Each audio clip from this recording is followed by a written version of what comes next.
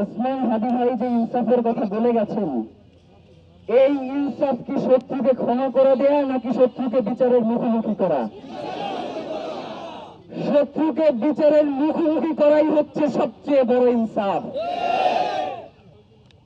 যেই দালান থেকে বাংলাদেশে ফেসিবাদ জন্ম নেয়, সেই দালানকে ঘুরিয়ে দেয় হচ্ছে সব থেকে বড় ইনসাফ। যেইখান থেকে হাদি ভাইকে হত্যার পরিকল্পনা হয়, সেটাকে ঘুরিয়ে দেয় হচ্ছে সব থেকে বড় ইনসাফ। ইনসাফ মানে সুশীলতা না। অনেকে এটার ভুল ব্যাখ্যা করে যে হাদি ভাই শত্রুর সাথে ইনসাফ চেয়েছেন। শত্রুর সাথে ইনসাফ হচ্ছে ও যেইভাবে গুলি করছে ওর মাথা ওইভাবে গুলি করে উড়িয়ে দাও, এইটাই ইনসাফ। প্রিয় ভাইয়েরা, আমরা ইনকিলাব মঞ্চ বাংলাদেশের স্বাধীনতা সার্বভৌমত্ব বিনষ্ট হয় এই ধরনের কোন কার্যক্রমের সাথে আমরা একমত নই। বাংলাদেশের স্থিতিশীলতা রক্ষার জন্য আমাদেরকে যদি জীবন দিতে হয়, আমরা তার জন্য প্রস্তুত রয়েছি। এই কথা হাদি ভাই আমাদেরকে একদিনের জন্য শেখান নাই, তিনি আমাদেরকে তিলে তিলে এইভাবেই তৈরি করে গেছেন। সুতরাং নির্বাচনকে নির্বাচনের সময়ই হইতে দিতে হবে। নির্বাচন নিয়ে কালক্ষেপণ করা যাইবে না, কারণ হাদি ভাইকে হত্যাকাণ্ডের পিছনে নির্বাচনকে পেছানোর একটা ষড়যন্ত্র রয়েছে। সুতরাং নির্বাচনকে পিছানো এবং হাদি ভাইয়ের বিচার দুইটা আলাদা বিষয়, দুইটাকে কখনোই আপনারা এক করবেন না। নির্বাচনের সময় হবে, হাদি ভাইয়ের বিচার এটার জন্য আমরা সময় দিয়েছি 1 মাস। নির্বাচনের এখনো বাকি আছে প্রায় 2 মাস থেকে 2.5 মাস।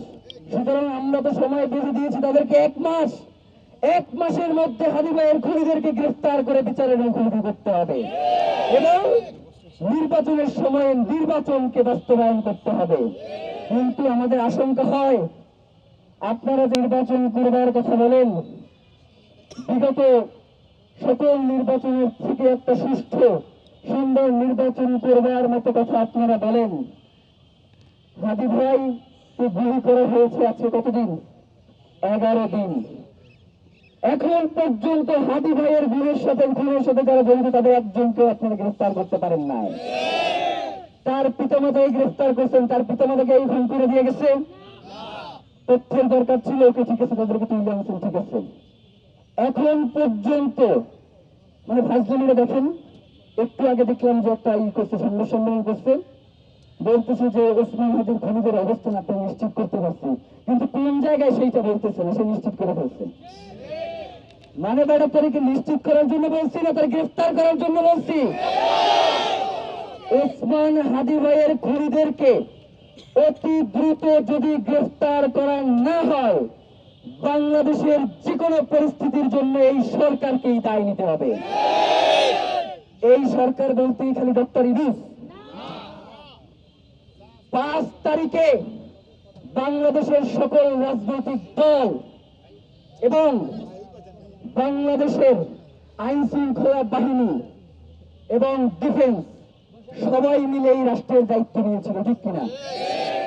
সুতরাং ওসমান হাদি ভাইয়ের খুনিদেরকে যদি 30 কার্য দিবসের মধ্যে এর বিচার সম্পন্ন না করা হয় এবং খুনিদের গ্রেফতার করে জনতার মুখোমুখি না করা হয়, তাহলে এই যতগুলো নাম বললাম সকলকেই দায় নিতে হবে। কারণ সকলের মধ্যে দিয়ে ডক্টর ইউনূস এসেছে এবং এই অন্তর্বর্তীকালীন সরকার বসিয়েছে। আপনাদেরকে একটা ভুল বোঝানো হয় যে ছাত্ররা এই সরকার গঠন করেছে। ছাত্ররা এই সরকার গঠন করে নাই। ছাত্ররা এই সরকার গঠনের প্রক্রিয়া এই হাসিনাকে দেশ থেকে বিতাড়িত করেছে, এরপরে আপনারা এসে উড়ে এসে জুড়ে বসেছেন। সুতরাং আমরা ইনকিলাব মঞ্চের পক্ষ থেকে আগামীকাল শহীদি শপথ ঘোষণা করছি।